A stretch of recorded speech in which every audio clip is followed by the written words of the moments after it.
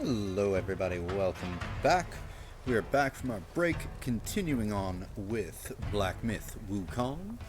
We are on our way up to the top of the mountain, to its peak to fight the Black Wind King in a round 2. We fought him once. Yes!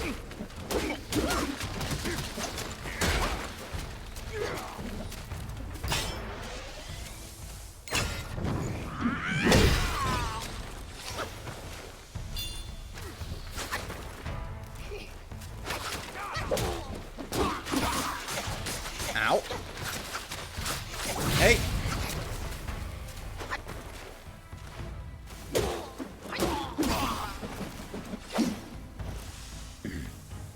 Because yes, of course, at the end of the last stream, we fought the Black King in a round 1 in a human form.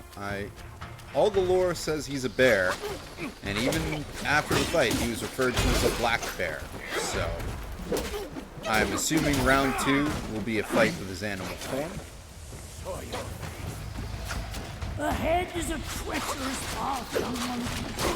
Don't forget the spell you just learned.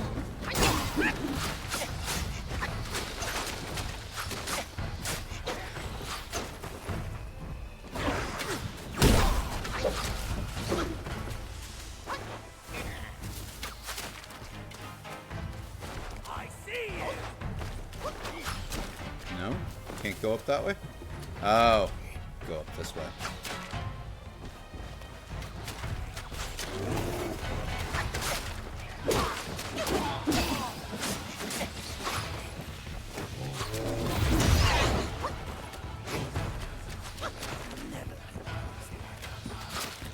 There they are.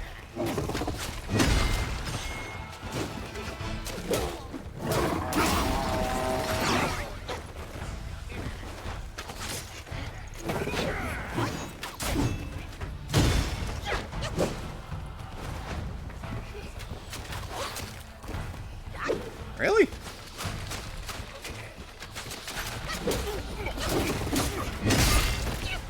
Oh dear.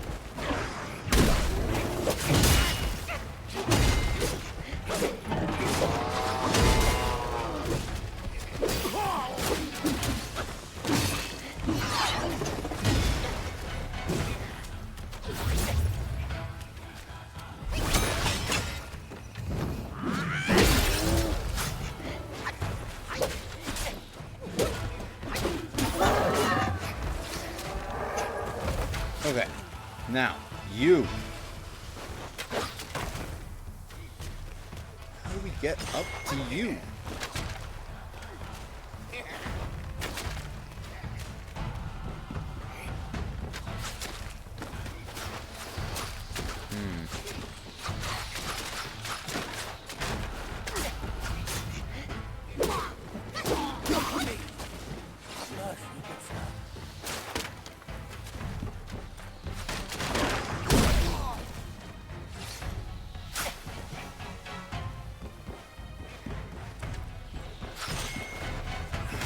I need some sort of projectile is what I need.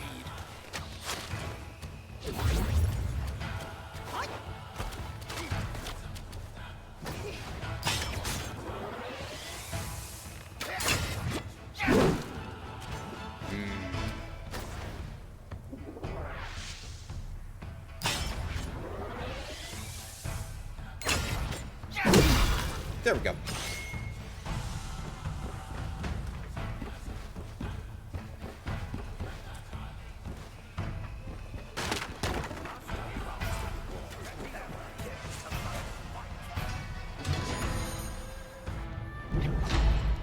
Celestial Nunnery Pill. A miraculous pill refined by Lord Lao from Tushita Palace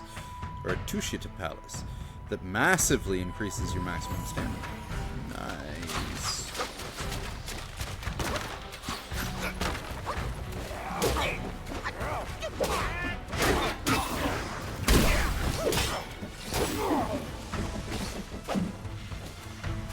Cool. Hopefully this is going to get me some more silks. mean, I'd really like some silk so I could get that other armor.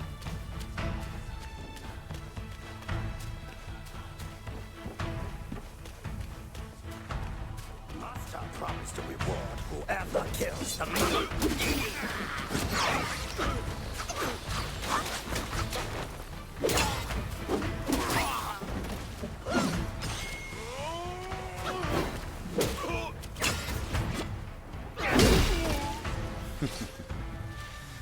I do really like that stance.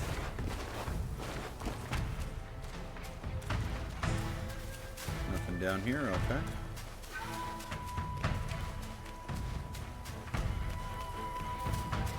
Perfect.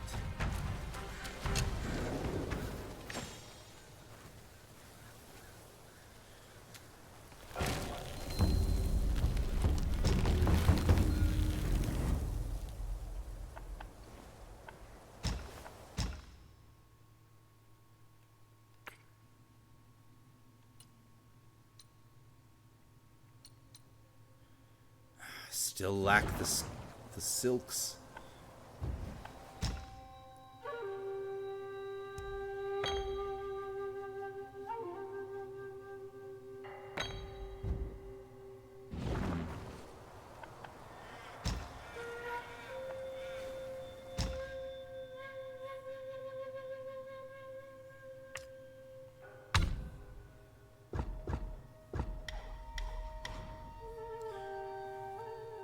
Perform a heavy attack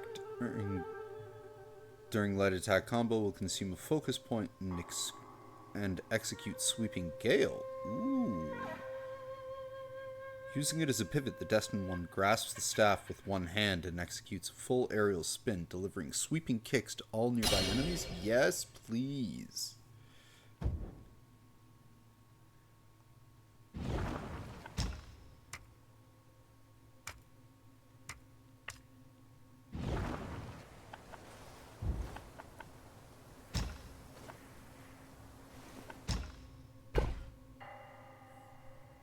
Still no silks.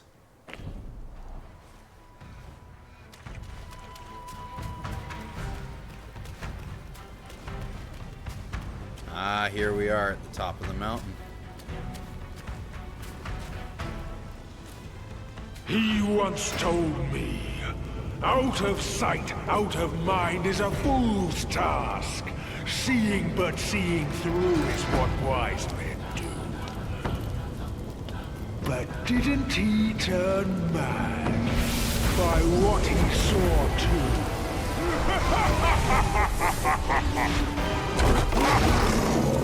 Yep. Let's go.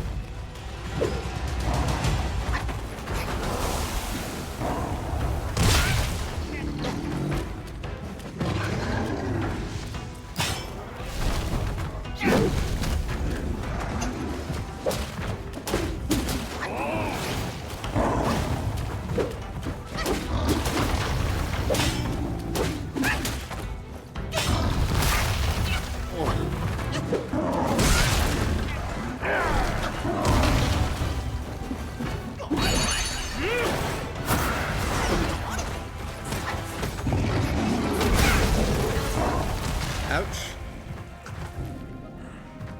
Well, that would explain exactly why there was a shrine right there. I'll be right back. I'm grabbing myself a drink.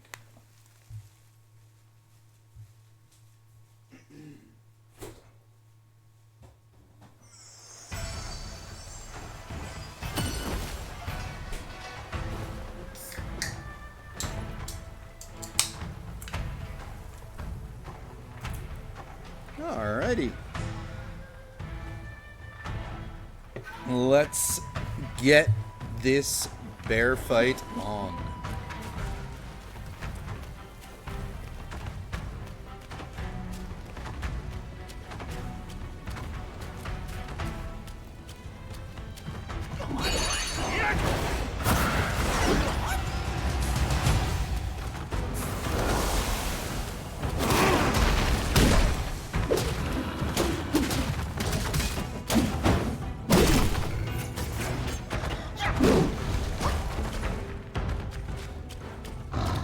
Come on.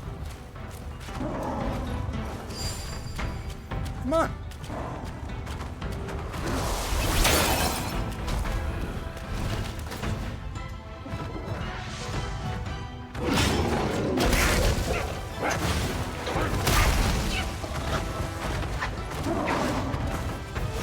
Okay. Whoa.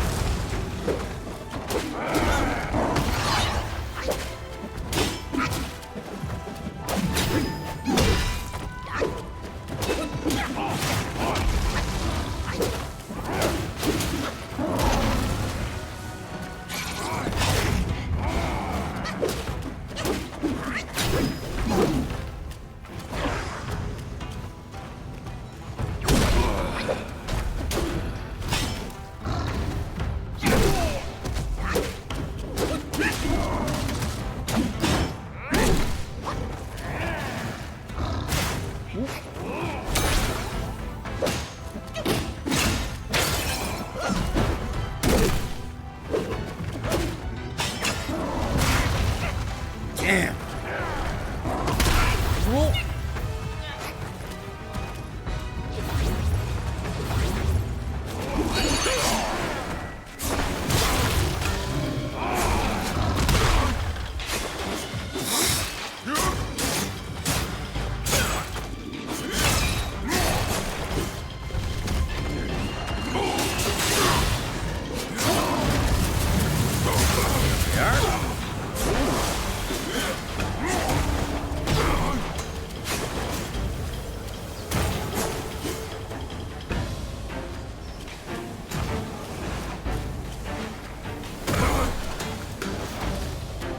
Come on.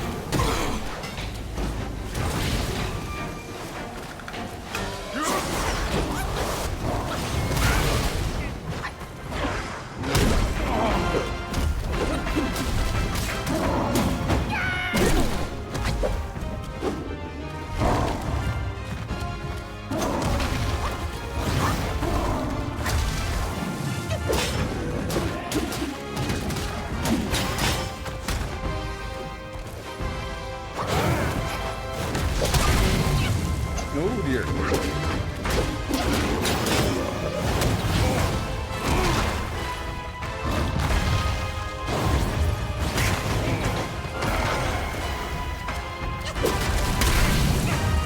Ooh, set me on fire, why don't you?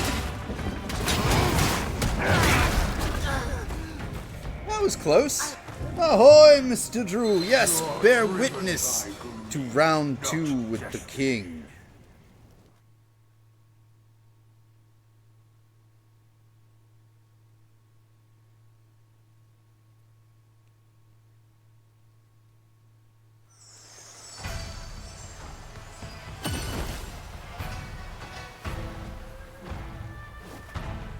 Alright, well, maybe the third time will be the charm.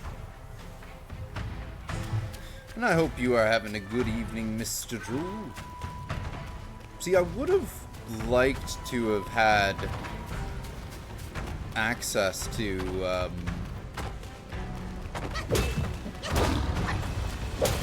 more silk.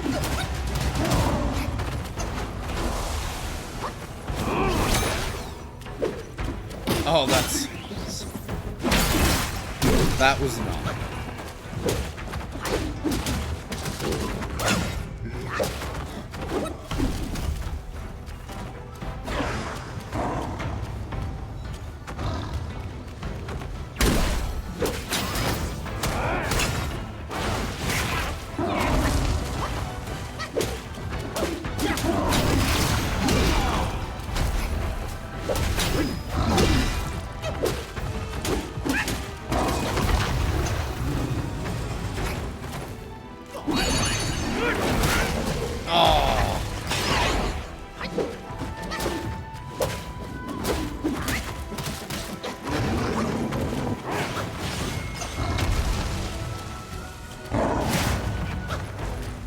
Being able to see would be nice.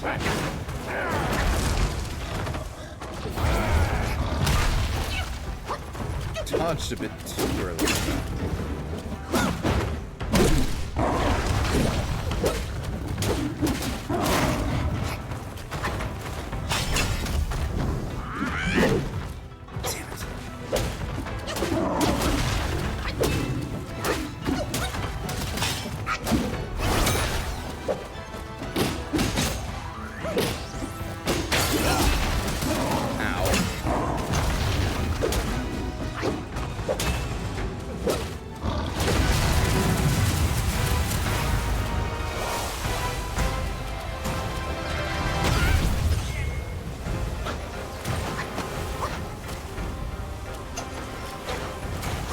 Okay, I'm gonna wanna save my time stop for this, because then I can pull him right out of this attack.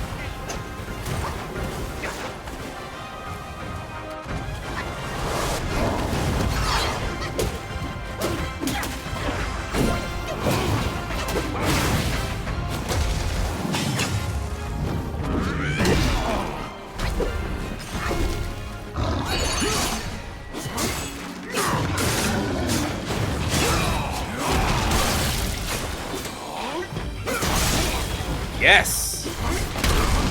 Ooh. Oh god. Come on.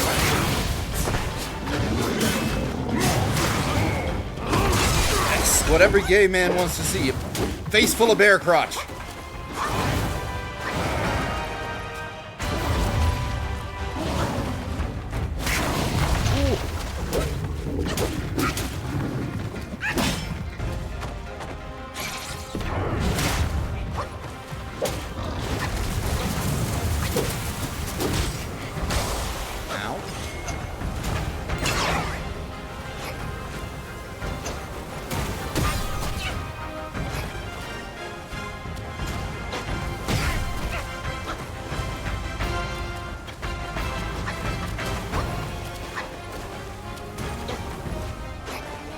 Come on.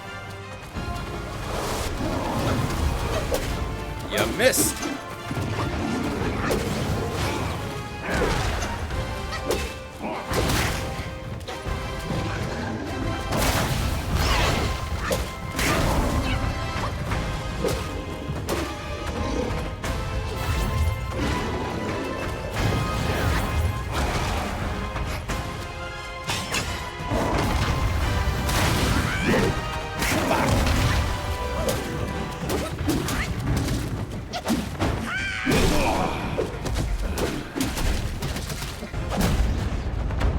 There we go.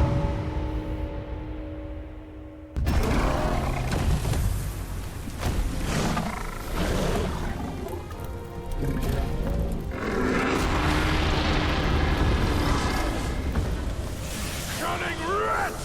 Well, spare your sorry life for today! Oh, not dead. Fortune is no longer on your side!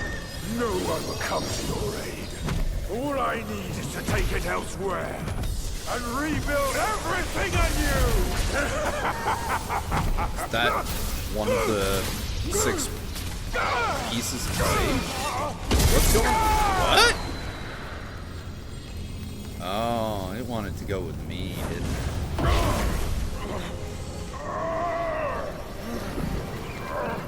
Great! The sage!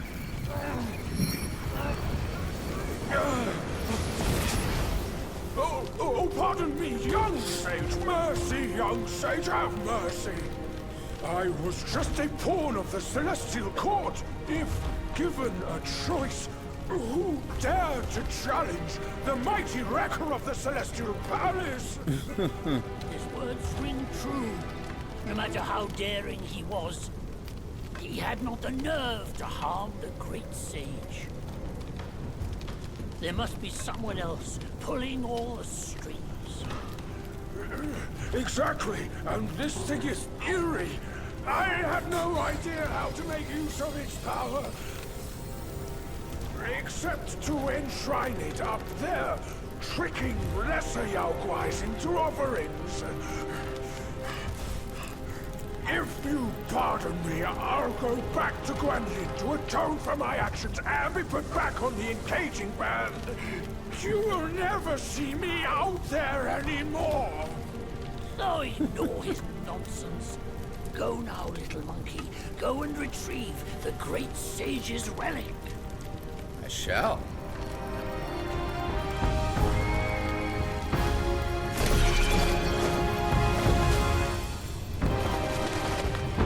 Well, that bird looks familiar.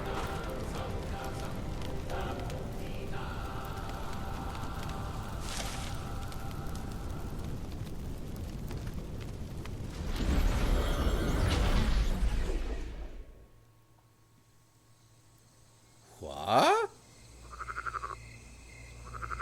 Okay, that's an adorable shift in art style.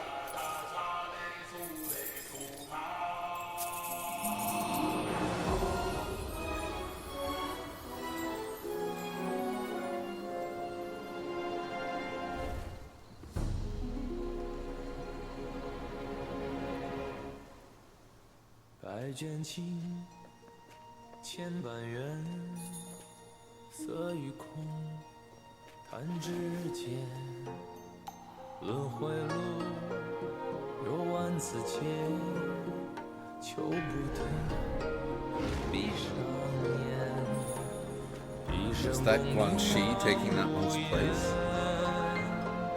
浮沉落花断不绝，涅槃究竟寻常事，有情处不远。Or is that supposed to be Jingxi? No. That's the Black Bear Guai. Black Wind King.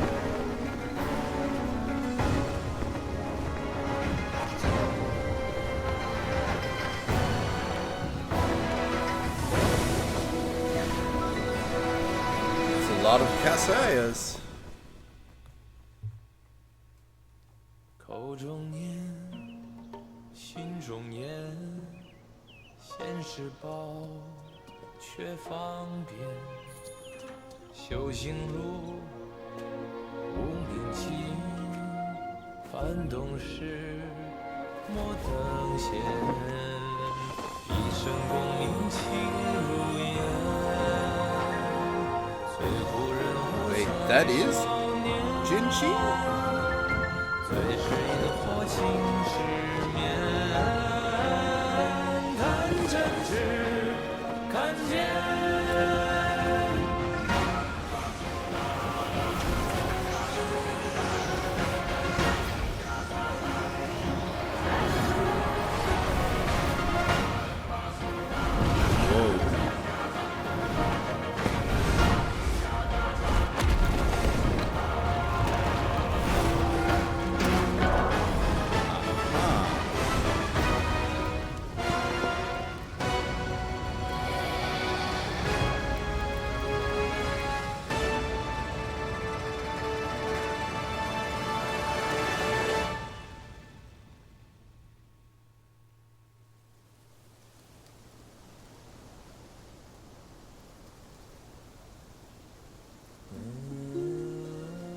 Master, it still puzzles me. A monk's lust for gold should be quelled. Why does Elder Jinchi still cling to that one Kasaya?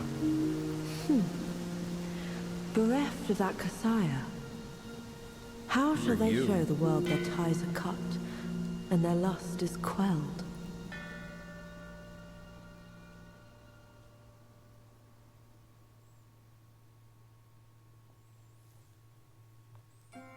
Across streams, over hills, and through the black wind your blood has spilled. Wolves howl, snakes wind, flames lick, and the smoke blinds. Stumble on the lesser, lame, crash before their betters, shame. With such clumsiness, what destiny do you claim? As the small fish catches its prey, the bigger lurks behind. Who is the bigger fish? I can't see it. As for the prey and the small fish, they are swimming everywhere.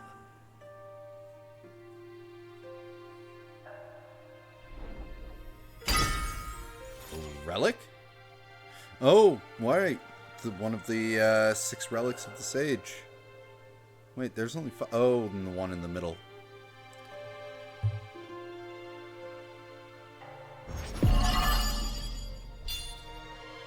Cool.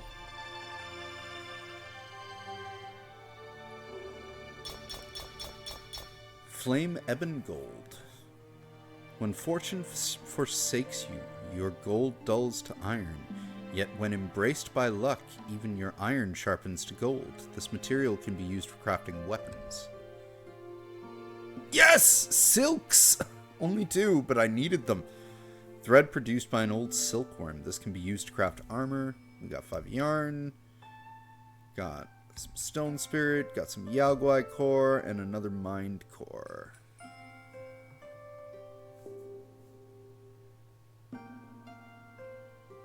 Huh.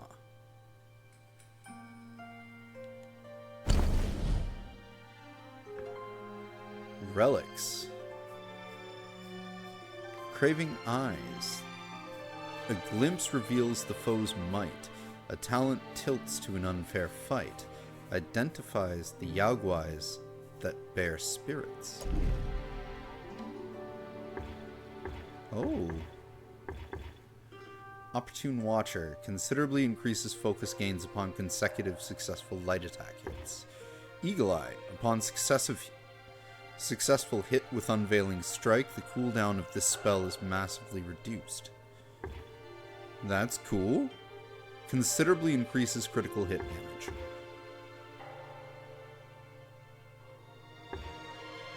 You know what? I think we're going to go with this one, because it links to a pretty neat spell.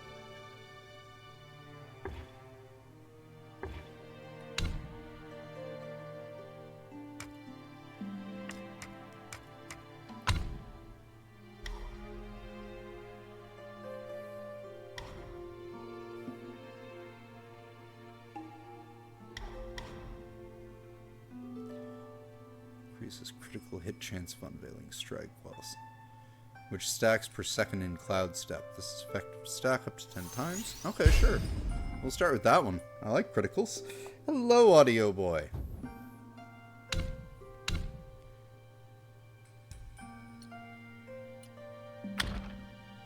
I cannot craft here. Okay.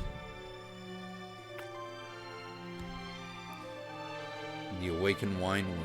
Obtaining the wine worm and churning it into wine will transform the drink into a fine brew. This can be used for drink upgrades.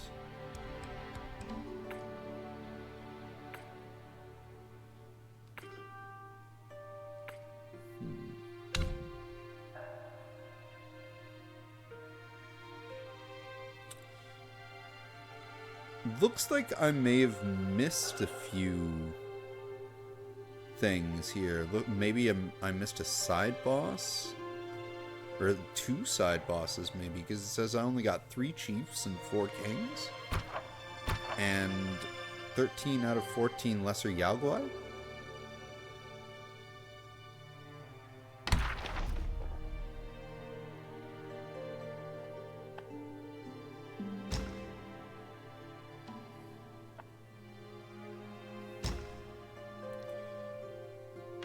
So, Black Wind King. The future's dark, destiny's wind may shift. Each rise and fall comes in its drift. Once a guardian of the southern sea, greed turned him to a slave of misery. Since his return from Guanyin, the Black Wind King's spirit brimmed with grand plans. He vowed to restore the might of the mountains. He knew well that after years away to win respect from the Yaoguais, strength alone would not make them bow. So he took many steps to try and earn both awe and loyalty. When he was within Guanyin, he learned the mantra of revival. Harnessing the voluntary self-sacrifice of 2 wolf guais, he brought back old Ling Suchi from death. But that ungrateful wolf left only a few words after the revival and vanished from his sight again. The Black Wind King feared the wolf pack would fall apart without a leader.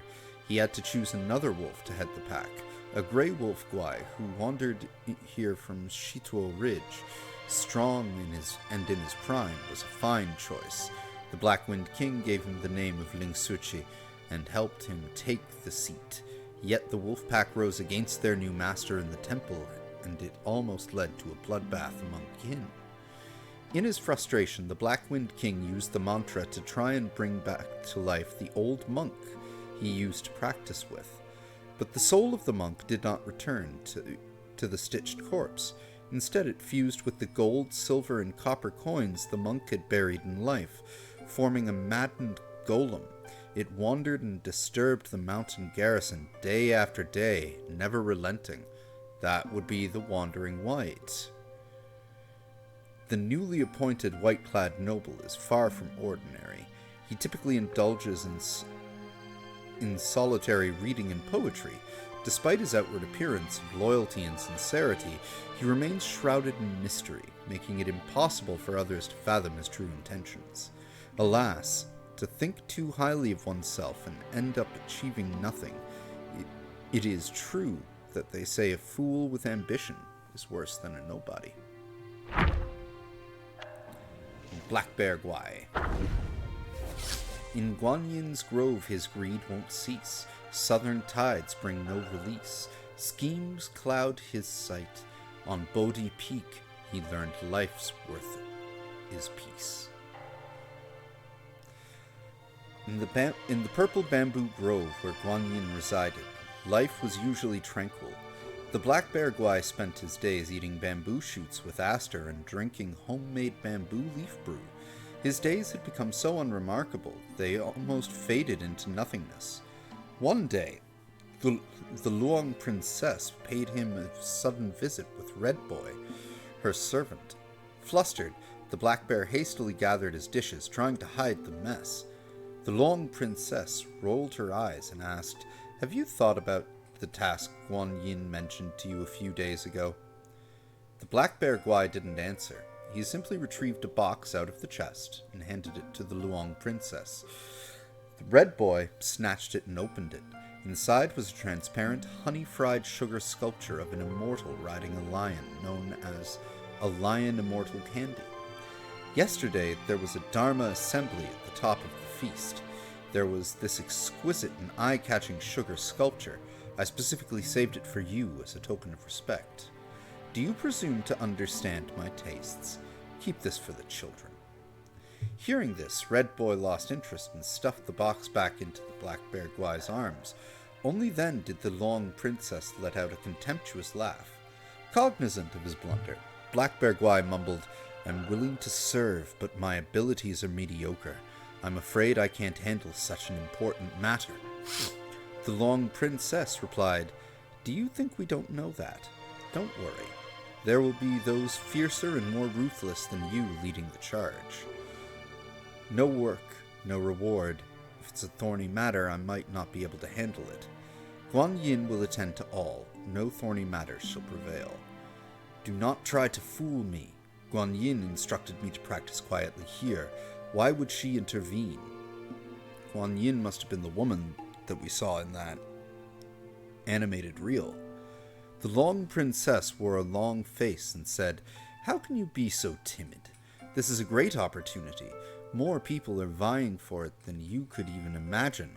Guanyin chose you only because she wanted someone she could trust. Can't you see that?" Black Bear Gwai was speechless for a long time. The Long Princess had run out of patience. "So little ambition. Forget it, forget it. I'll let Guanyin know. Dear Princess, honorable Princess, that's not what I meant. I'll go." Only when she saw the eager look in Black Bear Gwai's eyes did the princess roll her eyes again. Leaving Red Boy behind, she drifted away. Seeing her leave, Red Boy hastily asked Black Bear Gwai, "What exactly is this task? I want to leave. Why don't you tell Guanyin and take me with you? It's a matter of great importance, but as you just heard, Guanyin didn't want you to go. Don't pester me anymore. I don't want to lose this opportunity for your sake." A few days later, Black Bear Gwai had finished his preparations wielding a black-tasseled spear. He was about to set off. Red Boy, who had been waiting outside the bamboo grove for days, hurriedly caught up with him once again and insisted on accompanying him. Contrary to his usual manner, Black Bear Gwai tried to persuade him. "Red Boy, Guanyin has instructed me that you must stay here. Even your father has been pressed into service this time. Surely you can see how perilous this is. This is no laughing matter."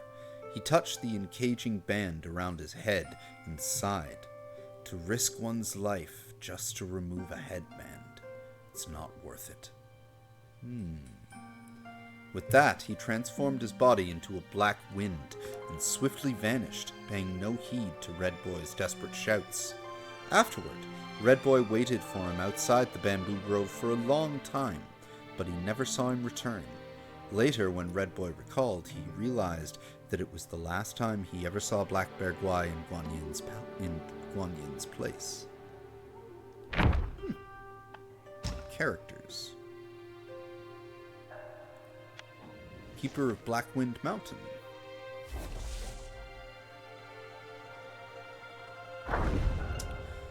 A kind face veils his virtuous light. The benevolent eyes mask his might.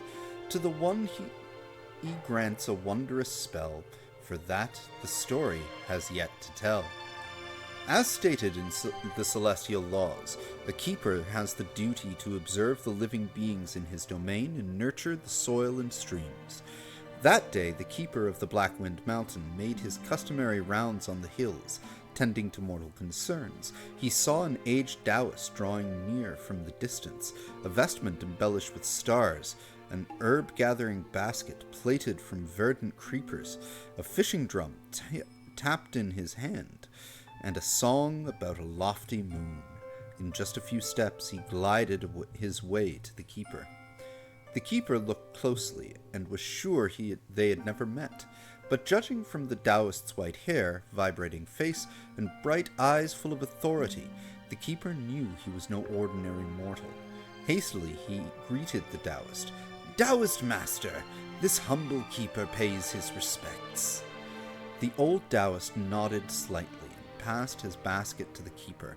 The keeper took a look and saw that the basket was filled with a rare and mystical item, as well as miraculous herbs.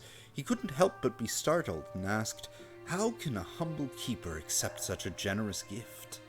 The Taoist smiled and said, "I was just passing through this place, but I knew that soon there would be a great upheaval in this mountain. I thought the items in this basket would help you weather the storm for a while, so I came to visit." "What made you say this, sir?" "I have an old acquaintance with a bad temper. Though he has amassed a measure of merit, I worry that through his arrogant nature, he shall find it impossible to stay out of trouble. I fear he will bring great disaster upon himself again." The keeper thought carefully and said sincerely, "What can a humble keeper be of help?" Seeing that the keeper was quite astute, the old Taoist gestured for him to draw near. He leaned in and murmured something into the keeper's ear, then instructed, "If you chance upon him in the mountain, pass on these 2 spells.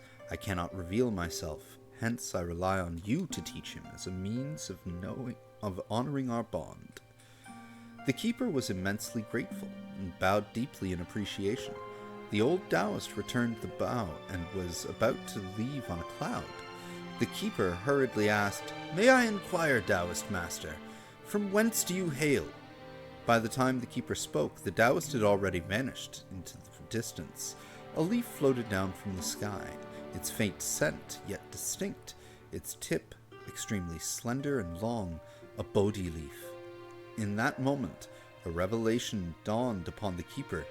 He bowed and paid his respects to the departing silhouette until the clouds and mist obscured his sight, then turned to depart. So our friend was instructed to teach us those 2 spells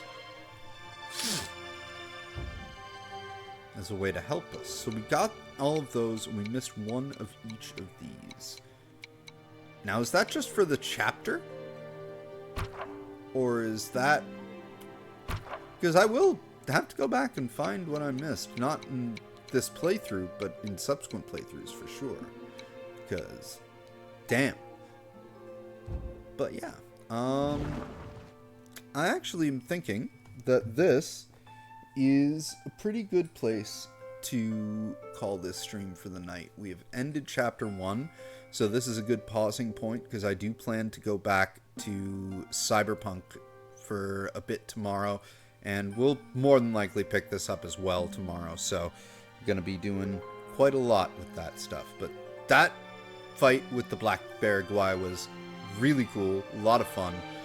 Definitely starting to come into my own with the combat in this game, and I can't wait to see how it further evolves. Thank you to everyone who tuned in to join us for this stream. Mr. Drew, Audio Boy, always great to hear from y'all in the chat.